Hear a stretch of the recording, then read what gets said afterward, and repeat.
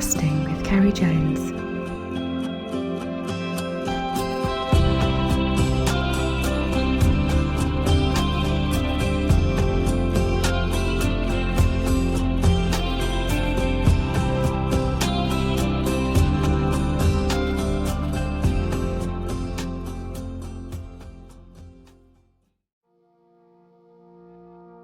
Hi everyone, and welcome to this week's podcast. Well, the season has gone pretty fast, and for most of us, there's only a month or so left. So I'm trying to make the most of every opportunity before the close season. So for this week's episode, I record it at the bankside of my guest's local water, at Talybont Reservoir. And what better way to have a chat over a brew with a gilly kettle beside the lake. It's something which plays a big part now of fishing, and a lot of my friends have got them. And it breaks up the day and feeds your soul, especially on a cold day, to sit down, have a break, make a brew, and if you like me, a little tipple added to spice it up a bit. So this week's guest, I chatted at this local lake, where he talks about his love for wild brown trout and Talybont, and also tells us of his success in the competition scene, plus some notable catches which he's had over the years. 11-pound brown from Grafham, and a 7-pounder from Corrib. Welcome to my chat with Tim Llewellyn.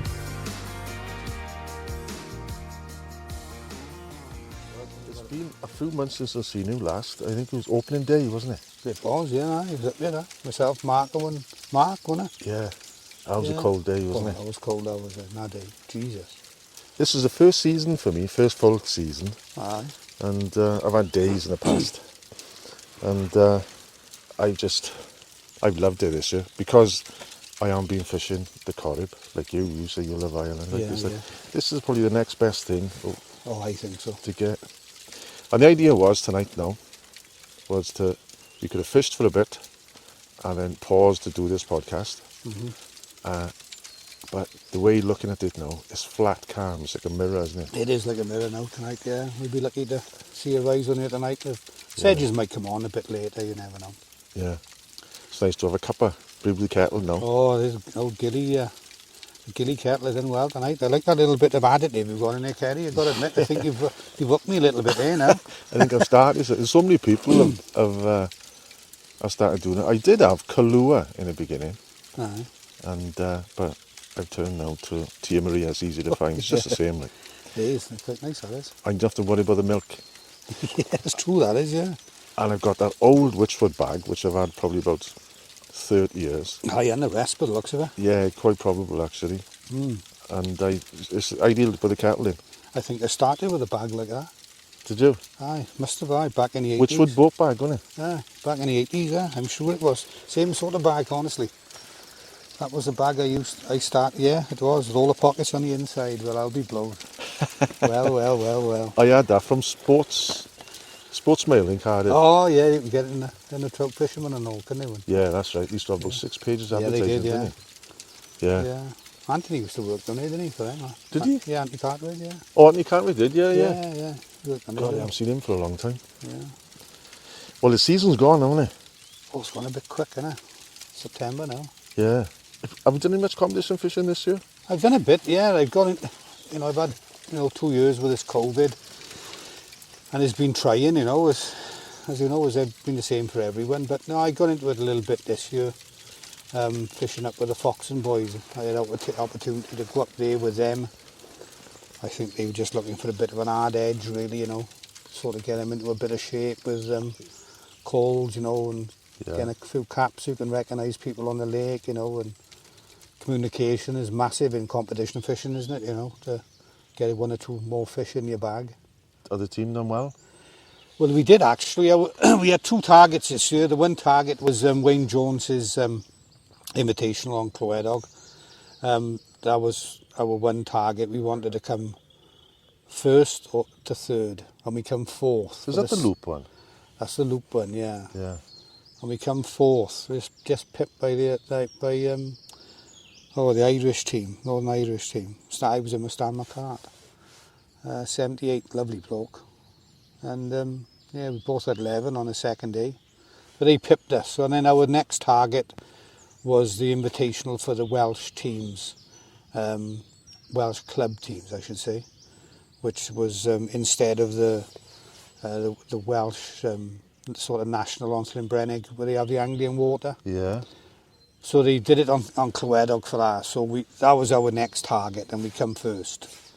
So All right. yeah, so we were sort of unofficially Welsh champions, I suppose, because it was an invitational one, not the sort of normal one they do on Brennig.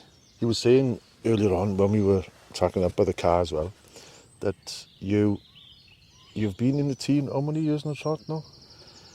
Since 2000, I got back in 2000. My first cap was 2001 on Lough, and then my second cap was 2002 Con. I had a break for 8 years then. I couldn't quite get back in. I had a few reserves and whatever. Then I got in 2010 and missed out in 2011, and I've been in every year since. Is it? Yeah. Were you top rod in one, wasn't it? Top rod in 2015, top Welsh rod in 2015. 2016 and 17 I was double Welsh national champion. That's the trials. What do you mean double? Third. Well, I won it in 2016 and 2017. In the trials, you mean? Yes. So you come first. Is that the Ned Hughes Cup? I think it is, yes. Yeah. I had that. Yeah. Back, geez, Llandegfydd, one of the first in the early years. Yeah. I was, Nobody else turned up today, are they? In fact, my claim to fame, I'm the youngest person to have had it. And I was 19 at the time. Yeah. Mm.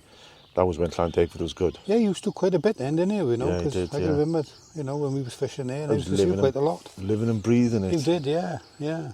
And it becomes a second nature then, doesn't it? You're fishing the trials, and it just comes together. Yeah. But I packed it in probably about 10 years ago, competition fishing, maybe a bit more now. Yeah. I don't know, you just got stale. You've carried on all the way through, you still had the buzz. Yeah, I still had the buzz, yeah. I don't know why, there's something in you in it, that drives you on to be successful, you might not be the best angler out there or whatever, but you just like to be consistent. That's what I like to think, Yeah. Try and be consistent. And it's nice to be part of a team. That's one thing I do miss. Being like and sharing tactics and fishing, learning the water together. Yeah. Been in some great teams, and in the Welsh teams, Yeah. Yeah, Menteith, I was captain back in Lough 2014 hours. That was a good team. Good boys, Lough, yeah. I fished Lough. Yeah, stock browns, isn't he, really? Yeah. In the Midlands, Mullingar way, isn't it? Yeah. Well, it's down by Ennell, isn't it? Next to Ennell. That's right. That's another one I haven't fished. Yeah, Ennell. Stayed in the hotel, don't you? So you like Ireland yourself then? Oh, I love Ireland, Ceri. Yeah. I've done 6 internationals in Ireland. Yeah. If I could target anything, Yeah. I might be not saying the last international now in Melbourne next year, but I might just do every other year and try and qualify just for Ireland, Yeah. Yeah. Because I love it so much. It's just... Yeah. I did only one international I've had in Ireland. And that was Loch Melvin, actually. And as I said earlier on, couple of tips in for next year, Ceri. Well done. Yeah. As long as there's wind, you'll be all right. And what I enjoyed about it, we had obviously the practice days there, and you don't have to, like all the other lochs in Ireland, you're fishing around the shallows, the islands and the points and everything to cover the fish. But the great thing about Melvin, what I've learnt, they got those sonahan in there. Yeah. And you just could be out in deep water, 50, 60, 80 foot of water, whatever. Don't worry about it and just drift away. And then with a team of 3, and then it was quite often you'd have 3 on at a cast. And they're like 12 ounces to a pound maybe. And then quickly then, as soon as you've had it, you go around and try and, and do it again. And you might get one drift again before they go down. Because what I found, they come up and down. They come up, stay up for a bit, short time, and they drop down again in big shoals. Yeah. And on Daphne feeders, isn't they? I guess they are, yeah. Yeah. But that was great. So you didn't have to think about, When was that when you fished in Melbourne? Oh. 80s, did you say it was? No, it would have been the 90s, I think. 90s. Yeah, 90s would have been. And the thing was, again, we had lots. Practice days, we had lots. Enough to lose count. And then Gillaroos as well. Gillaroos in the side, bright orange. Yeah, with big red spots on them. Yeah. Beautiful fish. And I had a salmon as Wow. well on the drift. Yeah. £7.10 that was. Cool. How long did it take to get that in? Well, it did fight quite a bit actually. Yeah. But the funny thing was, we were fishing in an area Well, on your international day? day before, Oh, that's right then, yeah. and we had this gilly. He's a policeman, he was, and I think I've mentioned this before in one of the podcasts. But anyway, we were drifting along. I think it was called Ross Point, and he was on the oars like that, and I was casting. Who was in the boat with me now? From Newport. There's your dye materials in there. Tony Hopkins? Tony Hopkins. Yeah. Yeah, I was in a boat with Tony Hopkins.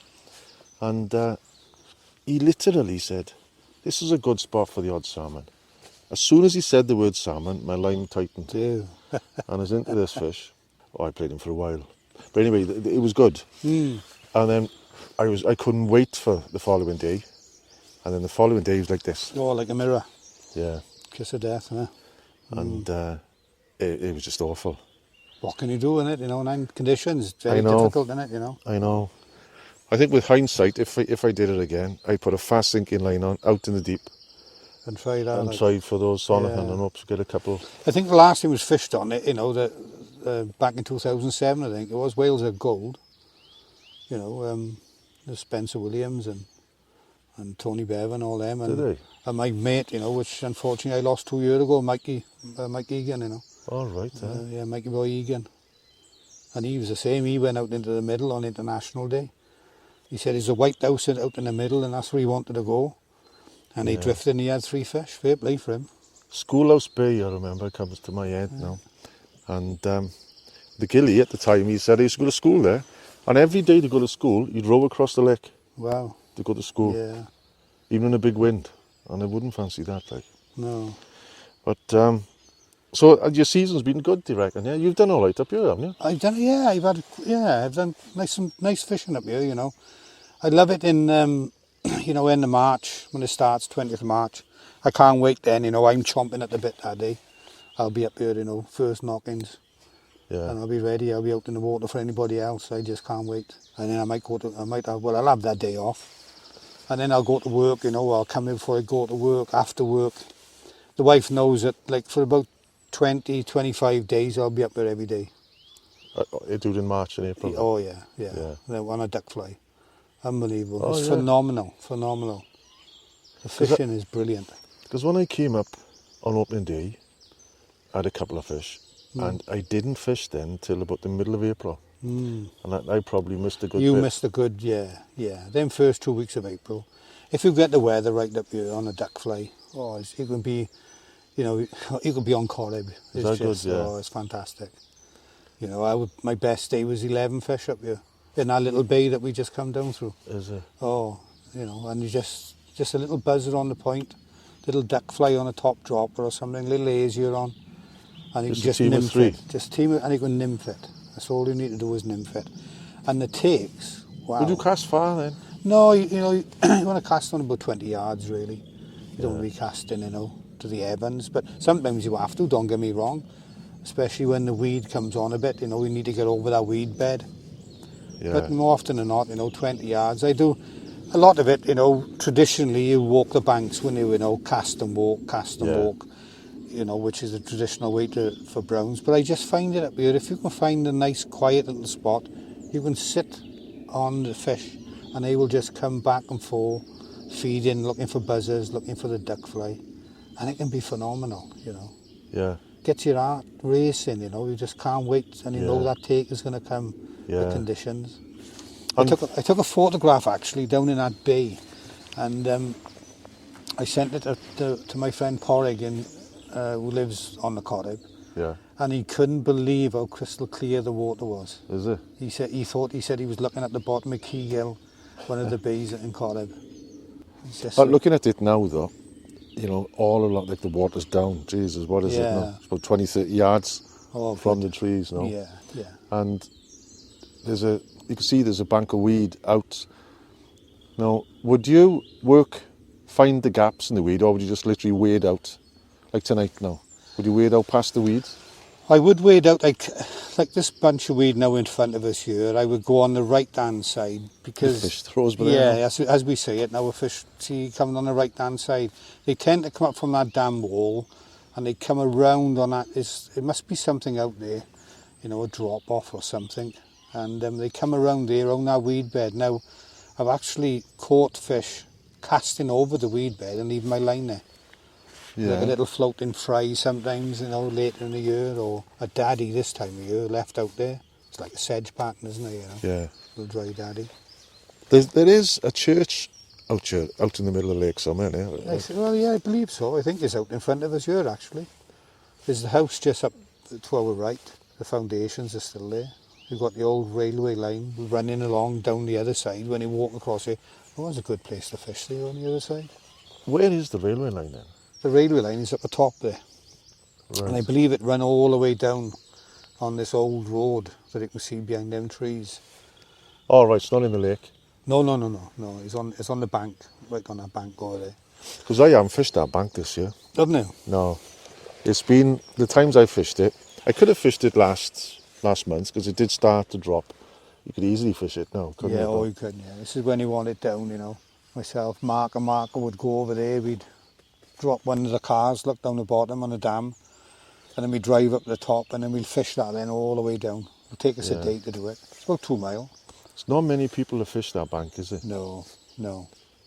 Like the club, I'm not sure how many members Merthyr Anglers have got. Oh, I've probably fished it about 20 plus times this year. Mm. And I think on 2 occasions I've seen somebody fish it. Like. Yeah, you can be up here on your own, you know. You can be up here. But most of the fish I've solitude. had this year have been on a floating line, and most of the fish have been on the point on an hare's ear. Yeah. Hare's ear and little jowl on a dropper. Yeah. And on the top, it's like a sparse hopper.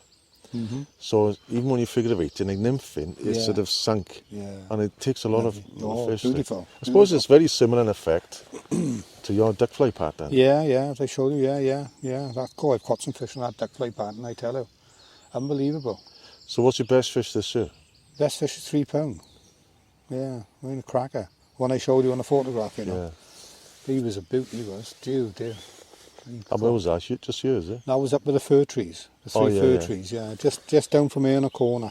I know. Yeah. One of them days that it was like sunny, nice bit of ripple on the water. Oh, the day. Yeah, and when you know with these browns, when they're on the buzzers, on the duckfly that time of year, conditions doesn't matter. They're feeding. They've gone through the winter, haven't they? You know, and then now as their first big hatch, that duckfly, and they're phenomenal. Yeah. Would it be just a floater you'd fish all through the year? I don't use anything else up there except a Yeah. floater. I never go down below a float. I just, you could put a 15-foot leader. You could have a little size 12 Montana on the point, little gold head, and you can just edge that back and just zim off that way with the takes. Because there's no real drop-off deep water from the bank, is it? No. I suppose down with the dam in that right-hand corner and left-hand corner maybe, but predominantly, you're like over 5, maybe 10 foot of water max, when you're casting. On my last visit here, it was about 2 weeks ago, and I fished it for about 4 hours. Nothing, absolutely nothing. Just before I thought I was going to pack it in, I was up at the inlet, and I did manage to get one, about 3/4 pound. And then I've heard people catching, like you said, the £3, and you've had them up to 4 in the past, but I've never actually seen anything. But I did that night. I saw this one fish moved in front of me. He was all of £4. I put my house on it, Yeah.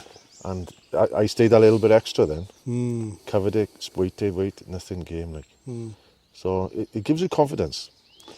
It's the anticipation, isn't it? That time of night, like your senses, I suppose, like these sea trout anglers, your senses sort of escalate, don't they? You're waiting for that take, you're all in tune, is just a magical, like, even like 5 or 10 minutes, you're like in the zone, nothing else. Yeah. You can't hear nothing, it's just...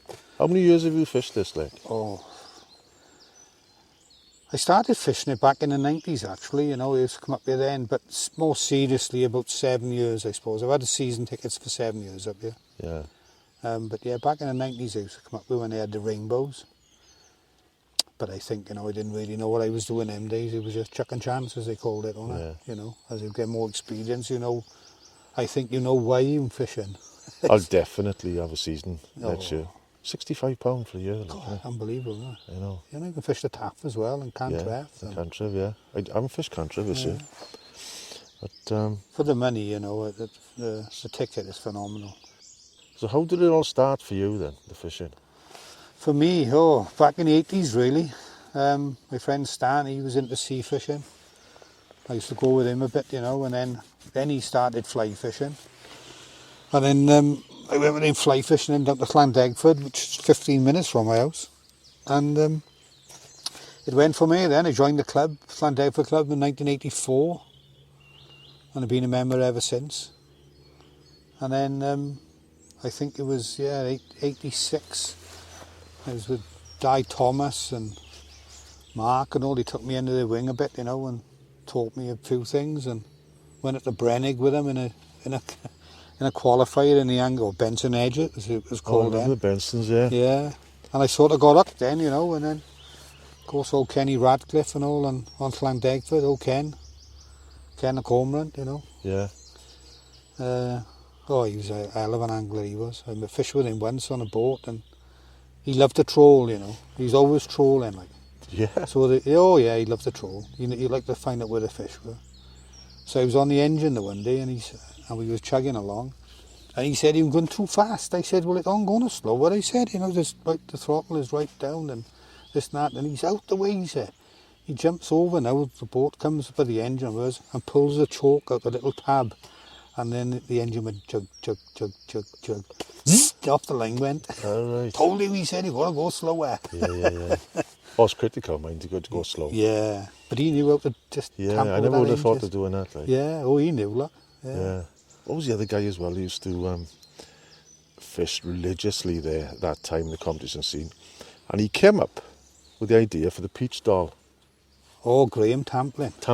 Yeah. Yeah, is he still around now? No, unfortunately, no. Graham died a couple of years back. Did he? Yeah. Yeah, peach doll. Angler, peach doll, Yeah. Had to be a certain. He had to be. You know what? I still got that wool. Have you? I've still got in a little matchbox in my cabinet that I use. That's good. I haven't used it since. Yeah. That's important to do that, isn't it? I've got my seals for when I was a kid. I used to have lots of them. And I used to have 35mm canisters. Yeah. The tubs where you put the film in. Yeah. And I used to keep the seals for them. And I had this one claret I used to catch great fish on. Lots, great colour on it, And claret is one of those colours, difficult to match. You see somebody's claret, it's totally different to someone else's. Oh, yeah. But I had this fly, like a buzzer, claret buzzer, and it was just deadly. And I had about 2 or 3 seasons, I couldn't fail. And I run out of, I got a little bit left. And I could easily have tied some more flies with it, but I've left it. Because I've kept it to match now. Yeah. Another time, Yeah. Otherwise, you'll never match. You can't remember. No. What it was like, but confidence. No. Oh, Cliff Harvey with his claret, it had to be near black. Yeah. You had to hold it up, and he said, not too red. It had to be near black, That was Cliff's claret, like. Yeah. He used to have quite a few fish on it, claret hopper up here, Because, of course, you used to have the trials on here as well, see, at one time. On here? On here, yeah, on the bank trials. Was it? He said that at once there was 120 anglers here fishing the trial for the Welsh team. And I was to fish on a boat, mate. And yet the trial was on here, to fish on the bank. 120 anglers. Imagine that. I know. I'd love to see boats on your mind. Boats, no. Not for me. You like them to have a little bit of... I like them to be able to escape out into the middle. Yeah. And, come back in. I used to think that it would be a good idea to have a boat on you. And then I started thinking about the trout in particular and how they need to escape from you, the bank anglers. Like if you stay now until the evening, what you'll see, you might not see many fish rising here where we could cast to, that you'll see them 50, 60 yards out. And you'll see them. So I think you need them fish to escape out there. So No, it's a place I think that might spoil it with just boat fishing. There used to be, they have a boat on your mind years ago. Yeah. There's a it's out story, down isn't it, about a guy, was he from the army or there. something? Oh, he caught that big trout and he cut the head and tail off. Yeah, and it was like £14 or Oh, something. yeah, it's a big, massive thing, yeah. I don't know if... Well, Mark Thomas will tell you a story about the chap that he knew when he was playing a fish up in the river there, and he was playing him for like 40 minutes. And he got him in, and they seen him before it eventually snapped him, and they reckon that was double figures. But yeah, and I believe them. Shouldn't be. I there in you know, I was fishing up by the fir trees the one day, and I just happened to look out, and a fish come flying out the water as they do with the lice and sometimes on him, and he must have been about £7. Was it? Oh, £6-7, and my heart racing. Cool. They're in you, and that's what I mean. If you put boats on you, you know, then you get people with sinking lines and, you know, bloody. I suppose it adds a things. bit of a romance and a mystery. They're out there. So. There's an aura. There's about nowhere this place. for them to go, I suppose, if there's a boat there. There's duck out there, but yeah. But I used to like fishing. Well, I still do. The inlet, and you can wade out like, you know, quite away. You can wade out like 50, 60 yards or more easily. Well, watch that big drop off on the one part up there, mate. Yeah. Have you seen that when it's down and you've got that big concrete thing?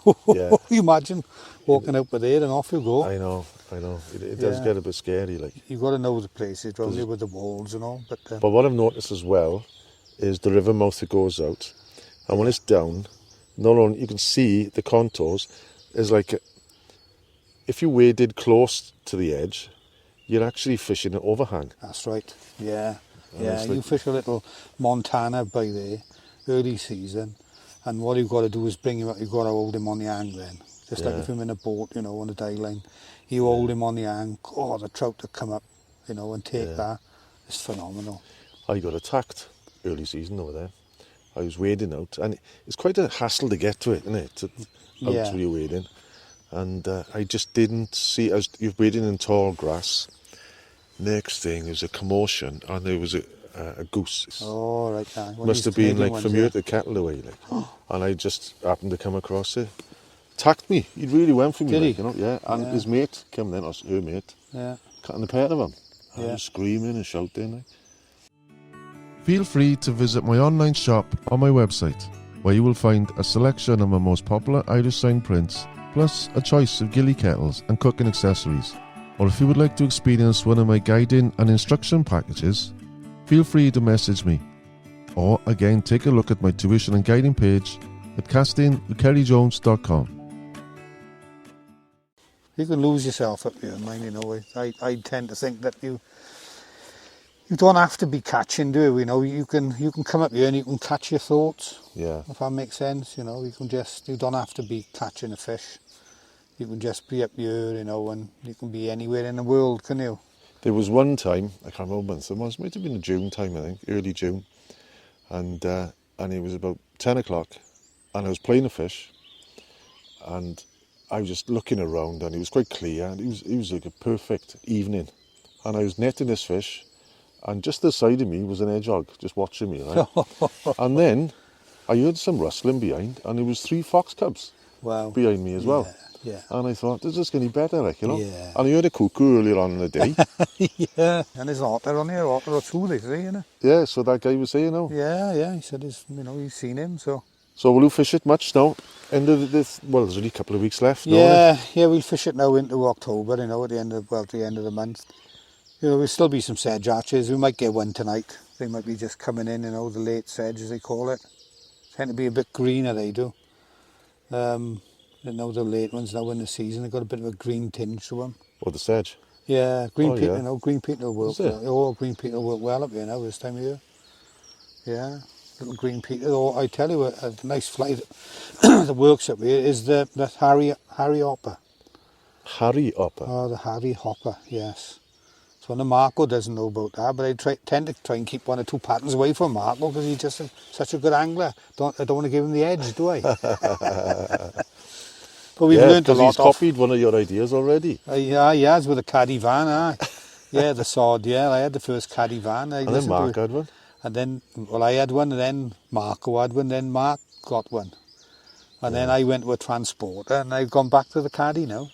It's just so versatile, isn't it, really, for putting your fishing gear in and Oh, it is, yeah. taking the dog around and everything for a walk. And, you know, when they wet and all that, just put them in the back and clean them down, you know. Yeah. And then the wife got the car, so use the both. So what's your expectations now for the rest of the month? You do any more competitions or trips, or are you going to concentrate on you? I'll be on here now, you know, 2 or 3 times a week, I suppose, during the week, maybe one evening on the weekend. I got a competition, I think, a floating line now on Llewellyn to finish the season off. I might fish the last round of their league if they need me, really. I just said I'd fill in this year for them, you know. Yeah. And there'll be 1 or 2, and then let's look forward to next season and hopefully get him over to Corrib, you know. Yeah, oh yeah, I got withdrawal symptoms, 2 years. Yeah. And Mark Thomas, you want to speak to about withdrawal symptoms, not going to Corrib, Jesus. Mark lives it, you know. that's why I bought a gilly kettle to start with. Yeah. Make you feel better. But, you know, buzzer fishing for me, Ceri, really, I got into it over the past 10 years and going to Corrib, you know, fishing over there for a week in May on the buzzers, down to Chew for a week, you know. I'll go down there for... Fished well this week, Oh, phenomenal. Biggest hatch of buzzers I ever seen in my life down there. Oh, it was phenomenal. And they were stuffed with them. Do you know what else they got in Chew? Mm. And I was talking to John Harris yesterday, day before actually, and I'm going to have a chat with him, a podcast on it. They got another predator there. All right. A crocodile. You're joking. He had a call off one of the rangers, I think it was last year, he said, and he thought it was a joke. And he said, there's a crocodile, don't put it down. And he said, yeah, it was. And it was a crocodile. Well, somebody had put it in there. Yeah, so he had to collect it, put it in his car, Yeah. and somebody from one of these rescue places come and get it then. Like. Well. Yeah. You wouldn't want to be looking at that, would you? No, imagine wading and seeing a crocodile coming up to you like, and chew. Yeah. Yeah. So tonight, what's your setup then? Well, tonight now I'll have a daddy on the top dropping out tonight, and I'll have a little Harry Hopper on the point. I'll only fish 2 flies. I might even just go down to 1 because it's flat calm. Yeah, I don't think there's any chance of a breeze tonight, is there? I don't think so, no. We might have a chance of getting one, you know. A couple of times, mine, I've been here, and it's like this, and I go up round the bend, up the top end, and there's a breeze there. Yeah. Come in. That's right, yeah. Into that little bay, innit? Yeah. Tend to have that. Come down the valley, but it doesn't look it tonight. No, it doesn't look it much tonight, to be honest. But, you know, I suppose expectations, that's where we do it. If we knew it was going to be... So this Harry Hopper, you fished that dry? Fishing dry, yeah. Right. Yeah. You want me to show you one now, don't you? Yeah, all No, you ain't one of mine. I won't show Marco on it. Oh, don't get the mark. Oh, Jesus. Yeah. You can't give him edge at all. Well, my goal for this year was a 2-pound fish from Talybont. Yeah. And I've been short this year. I haven't quite made the 2 pound yet. Yeah, well, he missed them couple of weeks on the central part, really, didn't he? He was telling me earlier on. And I think the big fish probably are going to come to a lure. Do you ever fish like big minkies and stuff? Lure, no, I never fished a lure up here, pal. It's going against the grain a bit, really, isn't it? A lure, you know? Early season I used it. Yeah, you know, don't get me wrong, it'll somewhat black, there's a little flash of red in it, or green in it. Biggest I'll go is a Montana size 12, I suppose. You know, little gold head on there. Yeah. It just imitates so many things, doesn't it, you know, the Montana, that time of year. Black triggering them off with the duckfly being black. It's all about colour, really, isn't it, you know? Geez, that's small, isn't it? Yeah, small, yeah. Oh, you'd fish that on a point? Yeah, I'll fish him on a point, yeah. 4 pound line. So if you're fishing a daddy on a top, how big's the daddy? Oh, daddy will be a size 12. Or I'll fish a size 12 dog's body. What's the story behind this fly then? Well, my friend Tom, who I'm sort of bringing on a bit, he bought a pile of them, to be honest, off the net. And he said to me, have you seen these before? I said, yeah, I have seen them. I said, didn't think of tying them. And they said, well, give them a try up here. And then we did, and wow. They have been good, you know. This back end of the year, like. You got a fish fine with that, though? What £4 leader, yeah. You'd have £4 on that. Yeah. What do you use, though? Oh. Anything in particular? No, not really. I don't get my head locked around it. I tell you a line that they have been using a lot this year has been that X line. Everyone's talking about it, Yeah, that's been a good line. It's cheap, Yeah. see, you get 800 yards, you know, for like 20 odd pound. Yeah. And apparently back in the day, you know, it was a lot cheaper then as well, you know, you get like £14 for it. But yeah, that'd be mine. Look, reverse real soft, I call it. Well, that's what it's called, no? Reverse real soft, £4. So I'll use that. Do you find that I'd be afraid? I got broken a few times this year on like £5 fluorocarbon up here. Yeah, you will do. Yeah. On the take. Yeah. You know, yeah. no matter how soft Yeah. you're fishing. But then it's a juggle between you get a take or not to get the take, don't Yeah. And you know, your setup got to be a bit, you know, for that, haven't they? You know, like I call it the girly shit, I do. The what? The girly shit.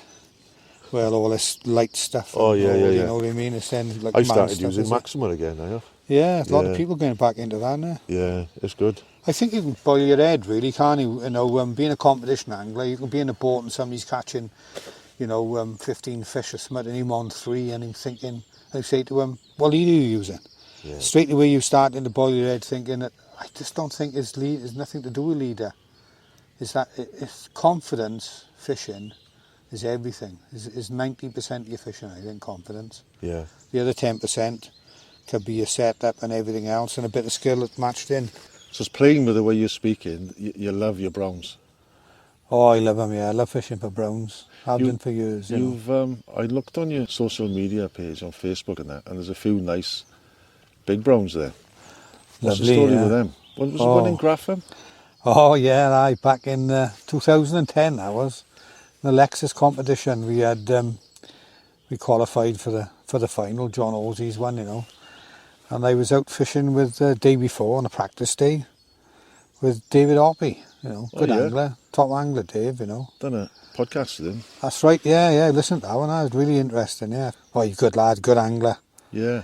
And anyway, we'd had a couple of fish, had a couple of browns, and we'd heard, you know, a few stories and what they say about the big browns coming out of Savages, you know, Savages Creek, you know, tend to haunt around that areas, and we'd gone up there and we'd had a few. Not many, a couple of rainbows and all. So anyway, I set up on a SSI line and 3 dull backs and a cutthroat cat on the point, you know, size 10. I'd had this cat off one of the tight line boys, you know, season before, and it was like a revelation, this cat, you know. Cutthroat cat? A cutthroat cat, yeah. It had come out round about then. See, they'd had it secretly stashed away, I expect, didn't they, you know, and I managed to get hold of one, and fair play, it was a good. What's the difference? Well, just, you know, they had the chartreuse body, you know, then they had the red throat on it, you know, a wrap of red around the front, you know, and that seemed to trigger the trout, you know, the normal cat whisker, you know, booby. So I had one of them on the point, a size 12 black dull back, next one up, and I think I had a cruncher on or another dowel in the cruncher. But anyway, I cast out, and it was a, you know, warmish day, sun, not good for browns really, you know. And I chucked about 20 yards out really, and I give the line a pull, but, you know, to pop the booby a bit, and then started to get in, just going to get into the figure of 8 mode, you know, for nymphing. And I looked out and I could see something just going over the line. I thought, oh shite, bloody pike. So anyway, I just carried on and figure of 8 a little bit, and I could see my line now gradually stiffening up, and I'm looking down, it's clear. I thought, bloody hell. And then whoosh, God, he was in. Turned to Dave, I said, I think that's that bloody pike. He said, that ain't no pike, but well, anyway, 20 minutes, 25 minutes, he was just boring down. Fair play for Dave, he stopped fishing, put his tackle on the side, got the drogue in, which was important, I suppose. You know, he was out in open water, but the drogue was out. So he, you know, fair play for him, he got all that in, and then it just dogged me around the boat then for 25 minutes easy. And then when we seen it, God, the heart was pumping and racing, and then it'd go down again, and you were thinking, oh, the leader's going to go, all these like things are going through your mind, and we might lose the fish and all. It's a fish of a lifetime, you know. All at the point? he took the size 12 dull back, next one up from the cat, look. So I could see the cat, you know, just out, and I just knew he'd taken the dull back. Anyway, eventually slipped the net under it. Just couldn't believe the size of it, you know. What a fish, fair play, magnificent, and took a nice photograph, Dave, fair play. Maybe not as good as you, Ceri, but yeah, it was a good photograph, and yeah, they put it in a magazine and something, and it was on Sky, you know, and all that sort of stuff. So big was it? It was £11.5, exactly the same size as the biggest rainbow I've had, which was 11.5. I was out of Llewellyn on Bultlegate Dam, and I was with my friend Paul Morris, and he'd give me one, again tight line boy, look, they snapped him up with tight lines. Not surprised, man, he's a really good angler and good nympher. Give me one of his top boobies, and I had a 11.5 pound rainbow on that. Wow. They're running a good fishery up there, in all fairness, don't they? They are trying hard, you know, as anglers. Yeah. You know, it's a pity about the distance, you know, for us South Wales anglers, you know, to get there, you know, taking an hour and a half, hour and 40 minutes, some people 2 hours, and it cuts down on your days fishing then, see, you know, and your time on the water and how many times you can get in, but definitely worth going to. What did you do with the fish then? Oh, we put it back in then, we, you know. Fair play, Dave put it back in actually. He took quite a while to revive it, because being a big fish, they do tend to take a while, but fair play, it come right around a good 15 minutes. You know. Savages. Yeah, up the Savages, yeah. Drifting right out the Savages, don't know the name of the boy, W boy or something, and yeah, that was a good fish. I've had a pike out of Savages once. Oh yeah? Yeah, that was a big fish, it just broke in the end. Yeah. And I remember one evening fishing there as well. See the shoal of fish moving up towards. I was fishing like as you was, drifting out of Savages, and there was these fish coming towards me, and they didn't look quite right. I thought something strange there. They were humping, but they were big bream. Oh yeah. They got big shoals of bream there. Yeah. They were like 10-pound bream. Same as Llandegford, isn't it? Big bream in here, mine. So huge, yeah. Yeah, big shoals of bream and all. We fought hard to get that lodge open, and that was demise of the fishing. Yeah. It's unbelievable, isn't it, really, you know, really. You know, and yeah, it's gone downhill since. And I think that I used to fish it 4 times a week. Take you 15 minutes to get there. You're out practicing a lot then, see, for your competitions, you know, you're devising flies, you know, your tactics and what catches in certain lights, you know, and leader lengths. Surprising what you do when you can get out regular, you know, in your competition fishing, you know. It was a Premier Award at one time. Oh, when John Waddington had it, that was an era, it was good. Like. Yeah, that was good, yeah. But go back to your browns. Yeah. You had a nice fish, I saw on Corrib. Oh, I had a 2 crackers on Corrib, really. Have you? Oh, I've had some real nice fish on Corrib, you know, but them 2 in particular, you know, the colours on them, it's like being up, you know, at Talybont, really, isn't it? You know, you've got the different colours in the browns, you know, you can get, you know, your silver, your yellows, and, do you know what I mean, darker ones, and then them ones over there, some of them like real, like leopards, isn't they? You know, the patterns on them, and when you hold them to the light, and then you get like yellow belly ones and all, but, oh, that one, that 7 pounder I had out of Keygill, I was with my great friend Mark Thomas, and I, you know, learnt a lot off Mark. Been a bit of a mentor for me over the past 10 years, in all fairness to him. Was it a pleasure trip or? It was a pleasure trip, yeah. We go once a year, look, on the buzzer fishing. Lovely place, you know, on the Corrib. As you know, you do enough over there, but out of Oughterard.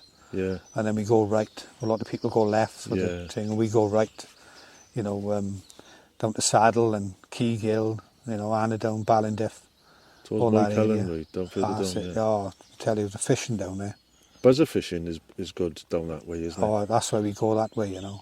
We just specifically go, you know, the first week of May for the buzzer fishing.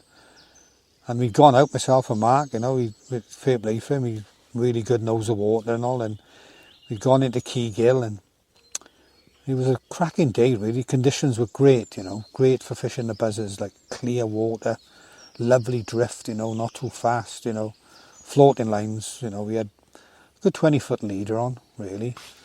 And Mark was into a couple of fish, you know, relatively quickly, and I thought, geez, I need to try and catch him up. But anyway, he said... straight lining then? We were straight lining buzzers, yeah, 20-foot leader, you know, run about 6 foot apart.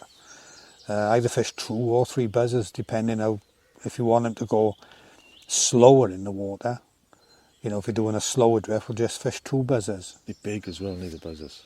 They are big, but you don't have to fish them that big, do you? Although the buzzers, the compo ones are big. Yeah, those with the red ones. in them, compo ones, they are big. But yeah, anyway, he'd had 2, Mark, and he said, try this. He said, try his buzzer, that he'd had a couple of fish on, and there's a simple pattern, but very, very effective, So anyway, I put 2 of these on and cast out. It must have been my second cast with them, and Jesus, everything just locked up like I've never known lock up before, even catching a 11.5 pound brown on Grafham was just so different, it was just thud, like a train that just stopped it. Yeah.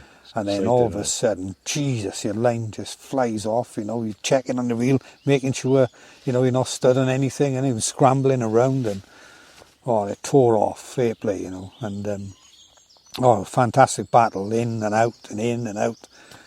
Again, cracking angler, Mark down with his tackle, got the drogue in, minding me of Dave Hoppy and all, and that played that fish. That played really well, I did. Really, really well. I would say one of the best fish I've ever caught for power and size. Muscle, isn't he? Pure, wild. Yeah. And to catch fish like that in those surroundings, is to explain to somebody who hasn't been there, it's hard, isn't it? You've got to be there to realise, experience it, It's just magical over there, isn't it, really? The people and the camaraderie, having a pint of Guinness and everything, the stories, the fiddles, do you know what I mean? And the music that's going is just wonderful. Yeah, and there's times you don't have to worry about coming in off the lake early, I've been on the lake till 10, 11 o'clock. Yeah. And you come in then, and then you can still have a few pints. Yeah. Up to like 2 o'clock, 3 o'clock, whatever then. Yeah, no, they're still open. We did actually go out the one night, because we got a good friend over there, Corrib, that I've known since 2014 when he bought it for me in International in Lough when I was captain, and we stayed friends ever since. And that's what happens in angling, doesn't it? You meet up with people and you stay friends for life, don't you? And what I like about drinking Guinness is I've never, in all the years I've drunk it, I've never had a hangover. No, not me. Yeah, that's right, yeah. So you're quite fresh in the morning then, that's right, yeah, you're up and ready to go, isn't it? Yeah. Could be the adrenaline as well for fishing, mind, but you are right. Yeah, and fair play for Porrig, he's been great with us over there, showed us a few of the ropes. But they are strong though. I've never known fish like them. I've had fish, one was an hour and a quarter, and I've had a couple about half hour. There's nothing you could do. Yeah. I mean, and a lot of the time I'm on my own in the boat and I'm trolling, and I've literally just gone from one end to the boat to the other one, because they're going under the boat. There's nothing you can do, Special place, all right, isn't it? Must be, that's something at mine, isn't it? Fishing for them big fair rocks like that, huh? Jesus, maybe something I'll do, Yeah. One day, if you're over there, I'm over there sometime. I'll take you out there. Yeah. But before we wrap this up, and before we start back out fishing, where would you want to be to make your last cast? On your Ceri. No hesitation. 2nd, 3rd week of April. And we've had a warm day, southerly wind, coming out of that corner, out the neck. Might even walk over to the other side, And if you say, right, tomorrow's going to be your last day, and as your last cast, that's where I'll head. Just above the weed beds over there on the other side, floating line. I'll have a little size 12 buzzer on the point, laser in the middle, and I'll have that duckfly pattern on the top dropper. Not a bad place to have it, is it? No. And that'll be my last cast, and it'll be on yours. Love it, Ceri, I love it. Well, thanks for the chat. Hey, you're welcome. I'll do us another brew now then. And hopefully I can get my 2 pound fish tonight. Yeah, you never know, mate. Yeah. You never know. I bet you might have him on that little pattern I give him. Yeah. But remember, don't you give it to Marco. Cheers, Tim. Excellent, Ceri. If this is your first time tuning in, make sure you catch all future episodes by clicking subscribe via the links on my website, castingwithkerryjones.com, or via iTunes or your favourite podcatcher. If you like what you've heard on this episode, feel free to drop me a line via my website. Tell me what you've enjoyed, ask a question, or better yet, tell me what you want to hear more of in the future. And if you're looking for additional tips, tackle reviews or venue information, or just want to see what's been hit in the back of my net lately, search up Casting with Ceri Jones on Facebook or follow me on Instagram. And if you still want more, I'm regularly uploading video content onto the Casting with Ceri Jones YouTube channel, so just check that out and subscribe over there too. Wherever you follow, subscribe, comment or message, I look forward to catching up soon for a good fishing chat. Well, I think that's all for now, so until next time, tight lines and don't strike too soon.